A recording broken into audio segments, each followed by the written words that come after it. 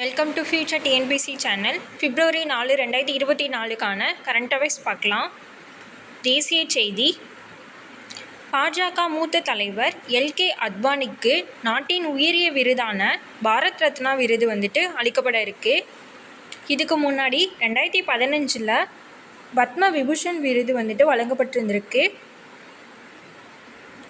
பஞ்சாப் ஆளுநர், சண்டிகர் நிர்வாகி ஆகிய பதவிகளை வகித்த பன்வாரிலால் புரோஹித் தனது பதவியை ராஜினாமா செஞ்சுருக்காங்க.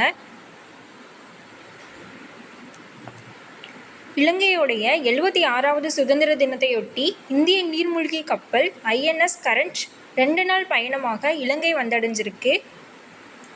அயோத்தி நகரின் புராதன சிறப்பை மீட்டெடுக்க மொத்தம் ரூபாய் 30,977 கோடி செலவில் தற்போது 141 திட்டங்கள் நடைபெற்று வருகிறது.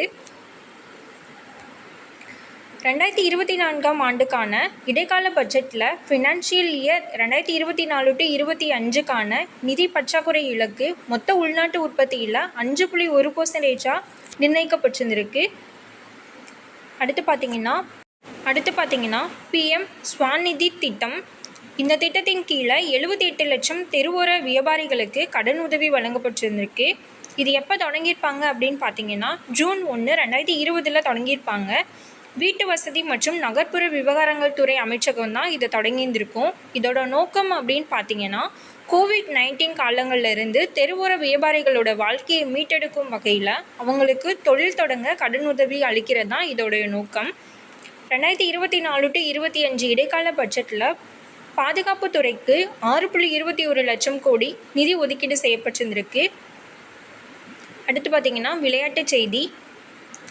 டேவிஸ் கோப்பை டென்னிஸ் போட்டியில் பாகிஸ்தானுக்கு எதிரான உலக குரூப் பிளே ஆஃப் மோதலில் இந்தியா முன்னிலையில் இருக்குது. 2024 பாரிஸ் ஒலிம்பிக்கிற்கு 2024 ஆண்டிற்கான ஒலிம்பிக் போட்டி பாரிஸில் நடைபெற இருக்கு. இதற்கு அபினவ் பிரந்த்ரா ஜோதி ஏந்தி செல்பவராக தேர்ந்தெடுக்கப்பட்டிருக்காங்க.